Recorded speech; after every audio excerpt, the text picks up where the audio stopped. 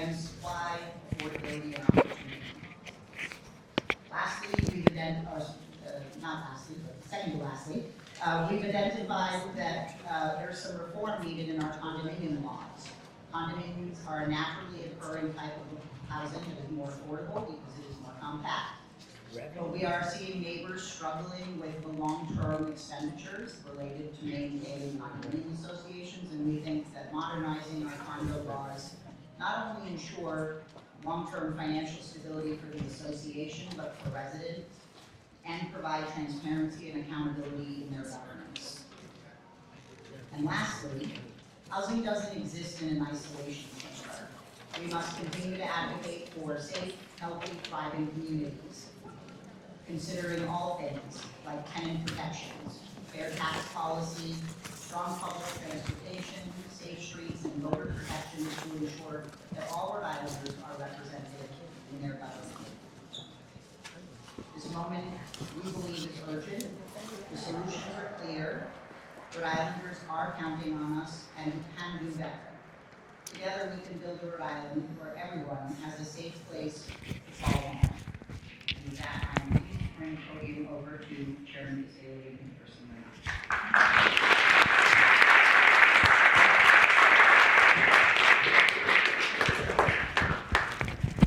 Thank you very much this afternoon, Melina.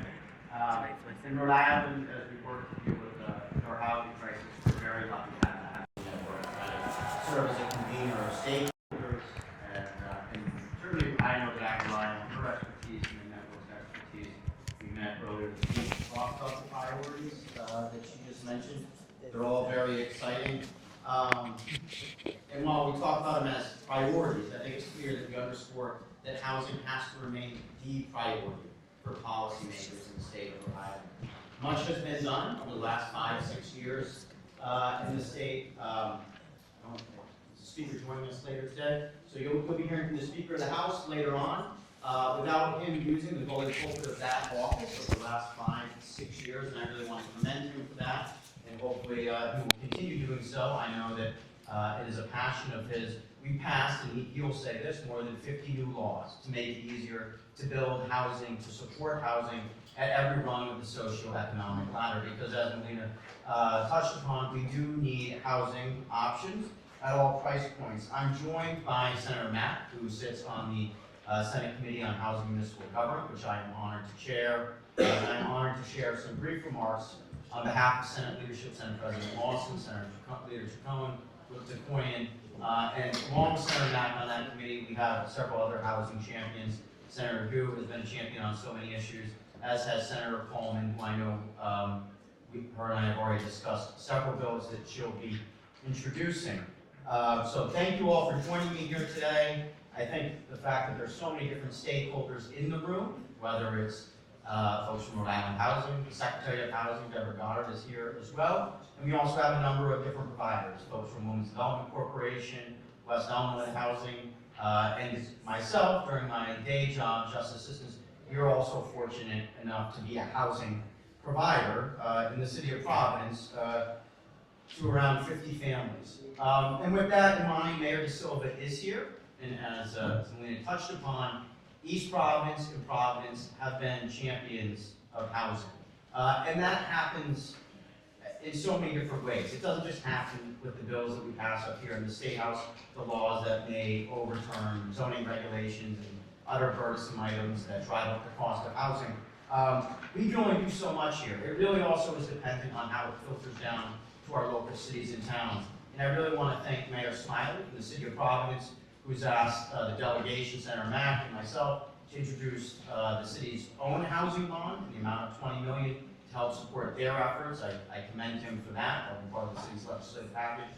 But I also want to recognize Mayor De Silva too, because they have been so forward-thinking when it comes to embracing the tools and the toolkit that we give them. So often outside the urban core of our state, we see an antagonistic viewpoint when it comes to reform. And Mayor De Silva and Mayor Smiley, I think particularly when it comes to giving them options, the option of ADUs, accessory dwelling units. And they took the most inclusive pro-development approach, most predictable approach that you could as a municipality. And it was only, I think, about 4 months ago that I was in East Providence, and Mayor Silva was there, and we joined folks from Foster Forward. I don't know if Lisa's in the room, but they're a provider of housing as well, for folks that are aging out of foster care. And it was an unbelievable ceremony, groundbreaking, ribbon cutting, and now that building is going up. And the only reason that that project was able to be profitable from that provider standpoint was because they were going to be able to add an ADU to that development, and that was really going to allow them to break even in the project. Because while we're nonprofit housing providers, we don't want to operate for a loss as well. And that project wouldn't have been possible if it wasn't for the forward-thinking approach that Mayor Silva has taken. At Justice Assistance, we're also adding to our housing portfolio with ADUs as well, right? In the city of Providence, that's more of a 2-year time horizon. We won't be breaking ground anytime soon. And all of this stuff we're able to do by right because our cities and towns have taken a forward-thinking approach. So while I know the speaker is going to talk to you about new pieces of legislation later this afternoon, I know Chairman Speaker has probably been hard at work on some of those as well. What I do want to stress is that I do think the State House, while we are going to continue this work, while hopefully we pass another 50 bills over the next 5 years, that the front lines of the battle for providing more housing options, the front line of that battle is no longer at the State House. The front line of that battle is across the 39 cities and towns throughout the state of Rhode Island. The front line of that battle is no longer in the General Assembly. It's in your city halls, it's at your planning commissions, and it's at your zoning boards. So it's critical to be involved here, but you also have to be involved when those arguments play out. It's nothing that Melina and I haven't talked about. You are seeing generational, at any other point in time would be considered generational development, generational investment being proposed in the state of Rhode Island. Projects that are over 100 units, things that never would have been seen before, but for the tools that we have given developers over the last couple of years. And you are seeing city halls, planning boards, planning commissions turn a cold shoulder to those developers. And I am deathly afraid of the chilling effect that that will have throughout our state. Deborah Goddard has called upon, I believe in the 2030 plan, we want 15,000 new units of housing. And you are seeing projects being proposed at a number that you never would have seen before. 200 unit developments, 300 unit developments. And I think that we can expect that to continue, but we can only expect that to continue if we embrace development, right? And so we have to have, there's some other groups that are involved. YIMBY has become an in vogue term, but we really do have to shun that not in my backyard mentality.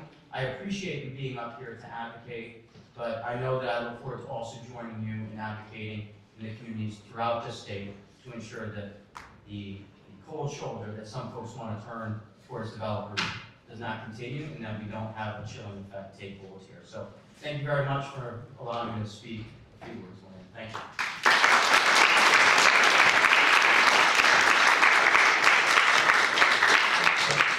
I noticed we were joined by a couple other folks, so we wanted to acknowledge those individuals. We saw Treasurer Yosa joined us. I don't know if he stepped back out. Over there, thank you.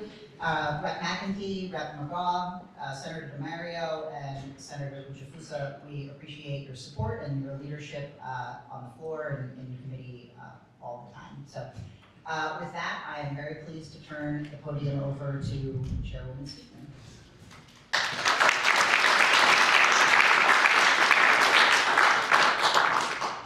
Thank you, Melina. Always my favorite event to see all the housing champions in the room. Did I mention you did a bill last year to designate housing champions across the state, those communities that do the work, and we have, we're going to shake some money out of the money tree for them to reward them for creating abundant, affordable, accessible housing.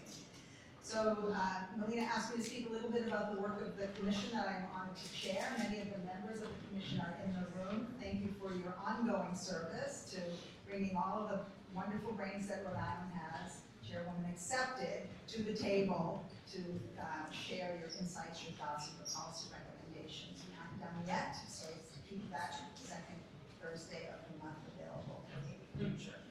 So we've done a lot in the past 4 years, I guess, made a lot of progress on zoning reform, on permitting reform, on more flexible uses of land in all kinds of ways, while still understanding that there are environmental issues to take into account. A lot of my colleagues speak to me often about water supplies and wastewater treatment, and we are increasingly sensitive actually to the impact of development on these, our precious natural resources.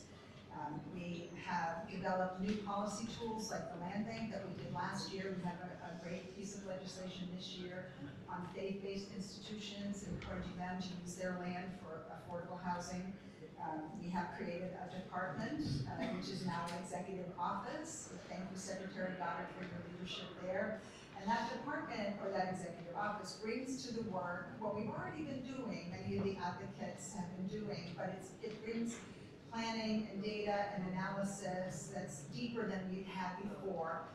The folks who were doing it before we created the executive office were doing yeoman's work, but they were also doing all kinds of other work, like developing housing, financing housing. So now we have an even bigger and deeper ability to collect data, analyze it, and build programs out of it. The Rhode Island Housing is a wonderful partner in this work. I can't thank Amy enough for all of the advice she gives me on the crazy bills that I write, and she says, you know, that's actually not going to work the way you want it to work, so thank you for that. Molina is great at that too. Housing Works also needs to be thanked, and therefore their ongoing analysis of all of the, I don't even know how they bring that book to every single year. As soon as Annette finishes lunch, before Annette finishes lunch, she starts another. So thank you for that work. Neighbors Welcome is a relatively new kid in the playground, but they bring a whole different perspective, and they still do what the senator said about encouraging us to welcome development as opposed to opposing it in our community. So thank you for coming along here. And of course, having partners in the Senate is wonderful, and we are increasingly working more closely together so that we don't get into that legislative tangle that you're all familiar with at the end of the session, which is really great. So this year, the commission, and this year and sort of the end of last year, the commission has been working on some of the, I don't want to call them fringe issues, but the issues that weren't quite obvious when we first got into the work. As Melina said, what to do about condominiums. It's very hard to keep them affordable when you're thinking about not the purchase price, but the assessments and the monthly charges. So we're trying to figure out how to make that work. Melina's trying to solve that problem along with all the other problems in the world. So good luck with that. Rising energy costs, that's a housing cost. What do you do about that? That's really difficult. That's been a real focus of the legislature this term. Home insurance. If you pay attention to Senator Whitehouse's Twitter feed, he talks about the rising cost of insurance all the time because of the impacts of climate change, especially on coastal communities. We had a wonderful hearing, as did Rep. Corcoran's hearing. She has Climate Change Commission. So we're focused on what to do about insurance. And we have great experts in the state, I have come to learn. Building materials is another thing we've been talking about. Can we drive the cost of housing down by looking at building materials?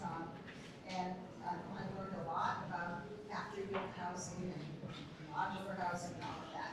We're also working on conversions. We all know we have empty office space throughout the state. That's a long story about COVID and other things, work from home. So thinking hard about what to do about that. That's harder than I thought it would be. Can't you just build apartments inside all those office buildings? Apparently not. There's something called a floor plate or something, and you need to build kitchens and bathrooms. So that's another one we're trying to work on. Oh, and it costs a lot of money too, about the money. So I am grateful for the work of Housing Network as always, and for all the advocates and friends in the room. So onward to pass some bills this session. I hope there are not 50 more. I can see the municipalities ducking when Senator Slade said, oh, we're going to do 50 more bills. Oh, anyway, thank you very much for your work, and thank you all for coming.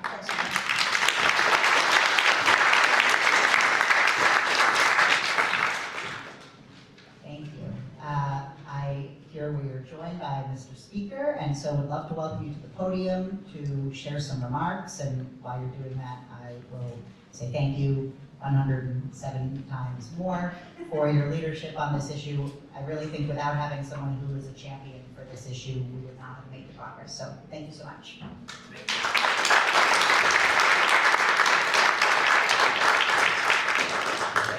Thank you, Melina. Also known it's a pleasure to be here, and really, I want to just say, for really all of you in the room, thank you. Thank you for everything that you've done for housing, well before I got here, and who knows how long after, but your advocacy has made a big difference. Whether it's Rhode Island Housing, whether it's all of you, or Department of Housing, everybody has worked hard. Passing the single largest bond in the history of Rhode Island, allocating $250 million, 25% of ARPA money to housing. All of that is so critical. It's so important that we continue to tackle this issue. It doesn't go away.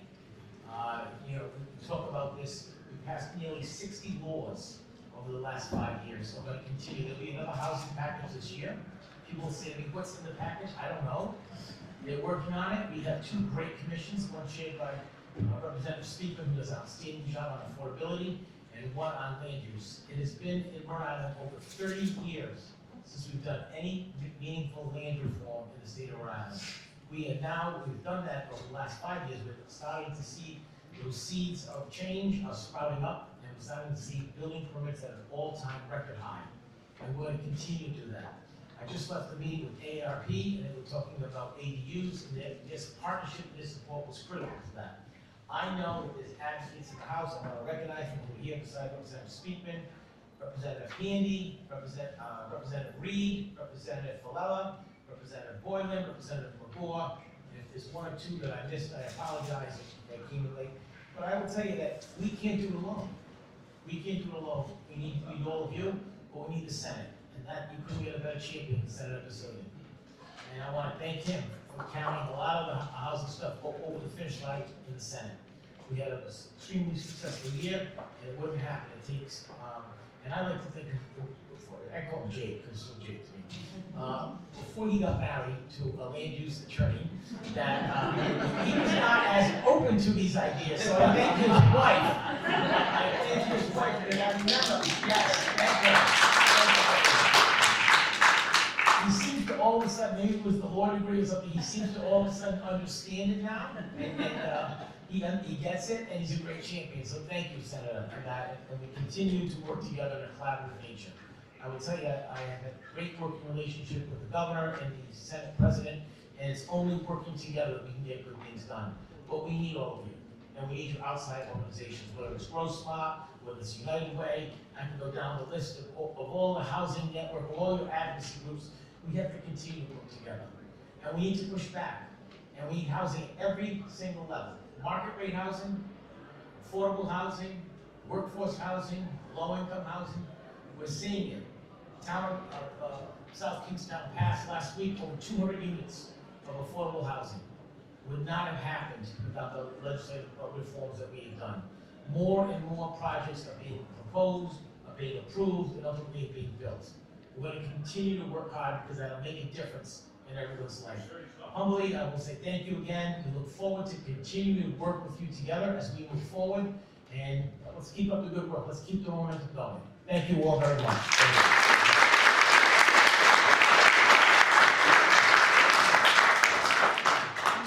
Thank you so much, Mr. Speaker. And with that, I'm happy to turn the podium over to Senator Mack.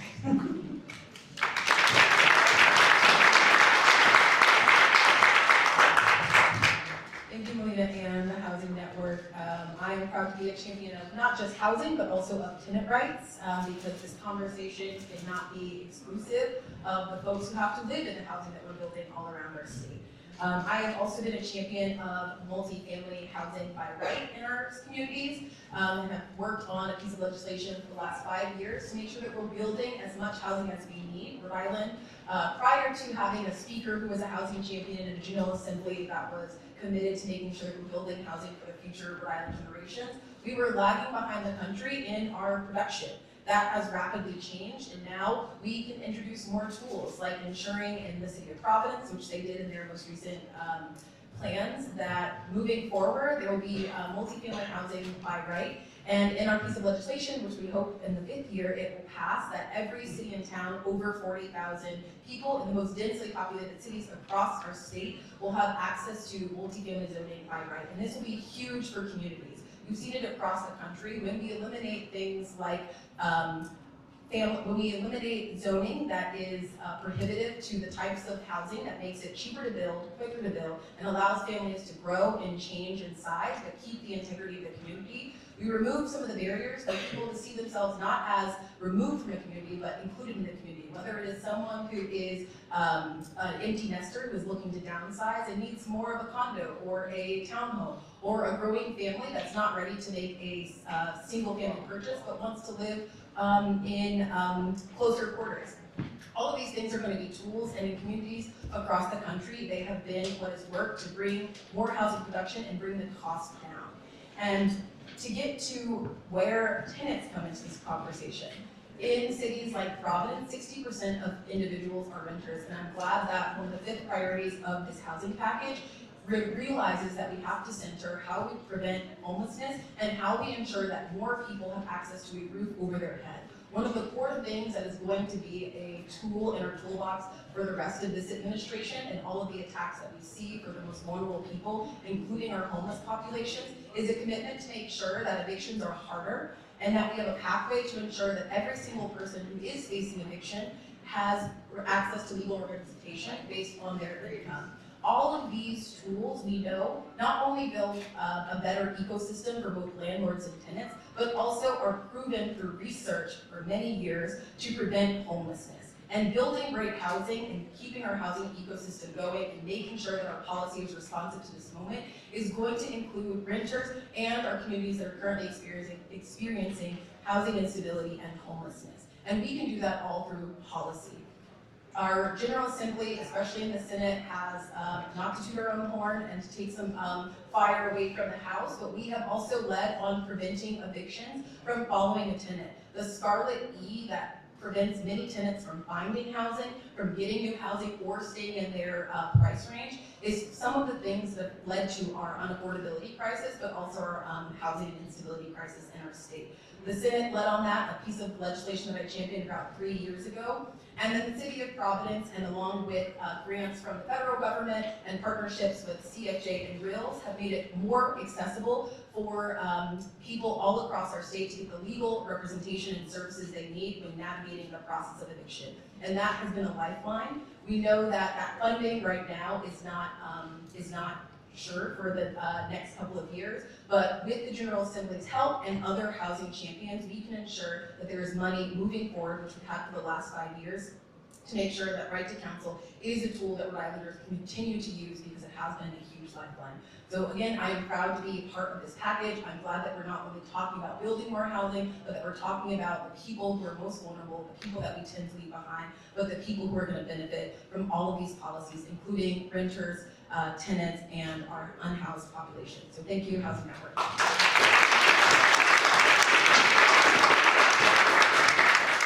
so much, Senator Mack. Next, I'm pleased to welcome Executive Director of Omni Development Corporation and one of our favorite board members, Sharon Morris, to the podium.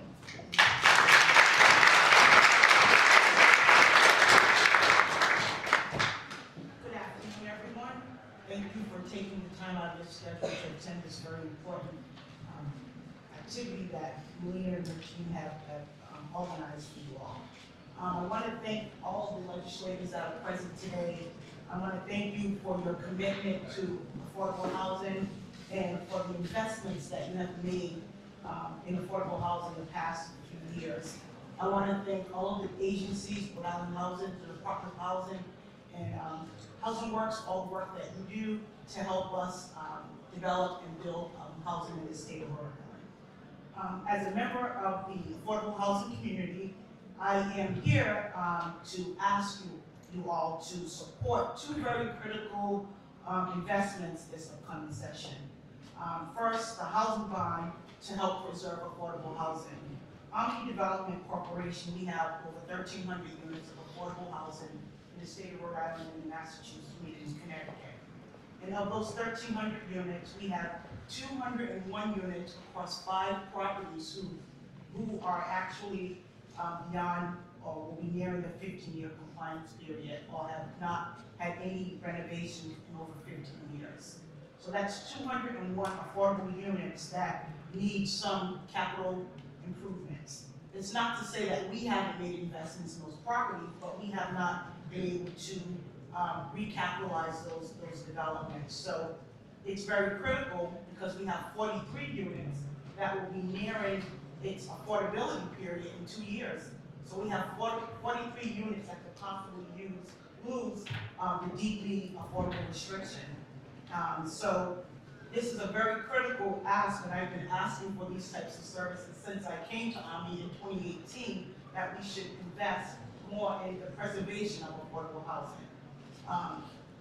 Preserving these affordable units can be a little cheaper than new. While everyone may focus on new housing, we have to do new in addition to preservation. And I wanted to highlight the new because I'm very pleased with the recent RFP that has a focus on small housing developments. While I hear everyone talking about the large units, 5, 10, 15, 20, anything is better than what we have. Any addition is important, and I'm very pleased that I took a chance and hopefully, and we did submit an application for a small development, and we're hoping, that that's something that we can contribute to the housing stock. AMI is always looking for opportunities. I realize that we can't do this work alone, and we need all of you. I need all my colleagues to continue to advocate for these resources that the speaker and the legislators are presenting in this upcoming legislation. The second request that I do have is the Rhode Island to establish a state-funded rental subsidy program. AMI Development has 2 developments that, when they were originally developed, they had a state rental assistance program, and that development had 51 units. And then we had another 36 units that was part of the Neighborhood Opportunities Program, which is a NOP program. While those programs have sunset, AMI has remained committed to those families. We haven't displaced those families. We've done whatever we needed to do to keep those families housed. And so my ask is for the state to help us continue that work by providing additional subsidy programs, because we know the federal government is cutting those services. I'm not sure if any of you owners received a letter from the Department of Housing that tells us to single out people who are not citizens. It's like all these scare tactics that our staff are having to navigate because our families are really frightened. So this is the perfect time for the state of Rhode Island to continue to be housing champions by advancing these 2 critical issues. Thank you for your time.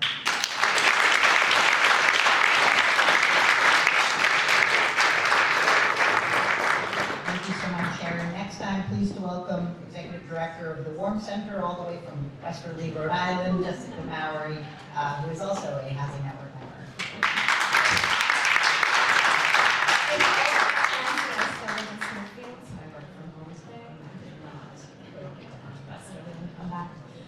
But thank you, good afternoon, thank you all for being here. I see so many friends in the audience. As Melina said, my name is Jessica Mowry. I have the privilege of serving as the Executive Director of the Warm Center.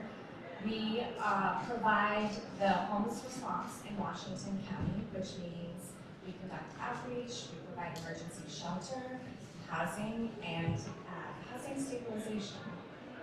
I have been working with many of you in this great state for 20 years, over 20 years now, to prevent and end homelessness.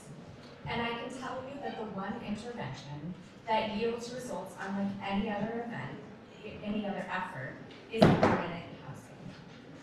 Homelessness in Rhode Island is primarily the direct result of complicated federal policy and of a housing market that has left thousands of people behind. I can also tell you that the people we see on the front lines every day are older than ever. They are more medically fragile than ever. They are more financially vulnerable than ever. When someone is living on disability income or a meager Social Security benefit, a $1,200 apartment may as well cost $1 million. That gap is what keeps people stuck in our shelters and forced into constant crisis. Nationally, only 1 in 5 families who are eligible for housing assistance receive that assistance. Here at home, in our beautiful state, there are 47 apartments that are affordable for every 100 households, earning below $26,000, which is actually twice the average amount of an average Social Security income. This is why the state-funded rental subsidy program you are considering is so important. This program would allow us to pair permanent housing units with rental assistance that is tied directly to someone's income. With this tool, someone pays 30% of their income toward rent, and the state closes the gap. And that is the difference between a person or a family staying housed or re-entering our incredibly expensive shelter system. The truth is, housing is always less expensive than shelter, financially, socially, and morally. Every time we move someone from shelter into stable housing, we reduce expensive emergency shelter costs, which are simply a Band-Aid. We reduce unnecessary ER visits, police interactions, expensive nursing home stays, and prolonged hospitalizations that further tax our struggling healthcare system. And maybe most importantly, we keep families together, and we prevent trauma that lingers for decades through generations. Community providers cannot solve homelessness on our own. We need our state agencies. We need the Department of Human Services. We need the Department of Children, Youth, and Families, VHGDH, the Executive Office of Housing and Health Services, and the Medicaid program to act in alignment with shared goals and shared accountability. Housing stability is not just a housing issue. It is a health issue, a disability issue, an aging issue, and an income support issue. We need every agency at the table. Ending homelessness requires state leadership, which I think we have here. We are asking not only for your support of this bill, but also for the full partnership of each agency whose mission touches the lives of the people we serve. When those agencies work together, this program will succeed. When they don't, people fall through the cracks. I want to leave you with one simple truth that I have the privilege of seeing every day. People can and do stabilize when they have housing. With the right subsidy and the right support, people stay housed. Families unite, children do better in school, adults can return to work, and communities become stronger. Thank you for your leadership, your partnership, and your commitment to making homelessness rare, brief, and non-recurring in our beautiful great state.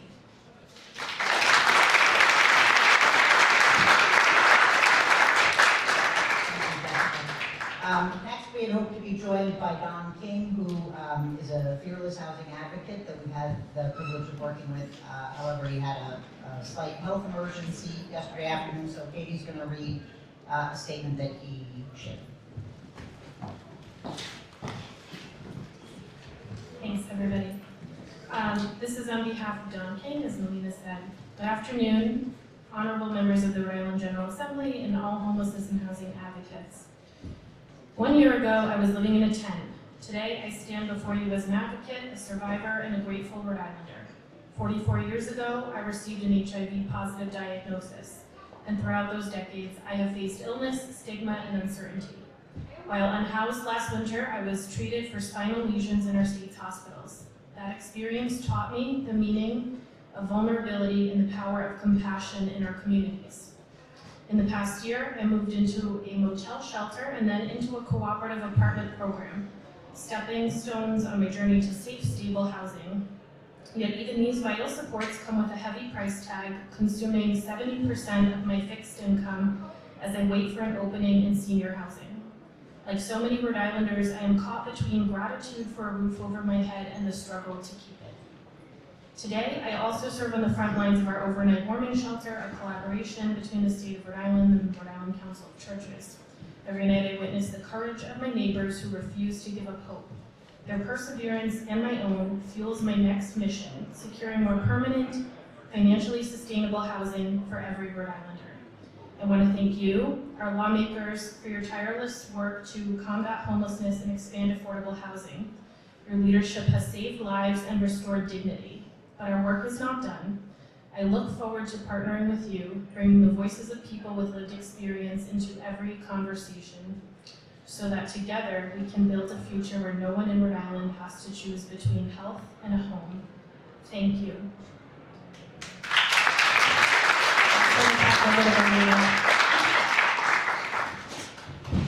Thank you so much. So as we wrap up our program, I just want to remind folks just really what's at stake here. I'm sure many of you read the headline just last week about the gentleman who froze to death on the streets. And so this work really isn't just about putting policies on paper. It's really centered on people. It's about people we know, families we love, and communities that we share. And every choice we make or every choice we don't make has a cost. The priorities that we've laid out before you today, we think are real actionable tools that our state can take forward to bring a sense of urgency to solutions. Progress happens when we show up, speak out, and push forward together. And now is our moment where we believe we can turn our vision into action. So let's move forward together with courage and purpose, and with the people at the center of our decisions, because when housing works for people, Rhode Island works for everyone.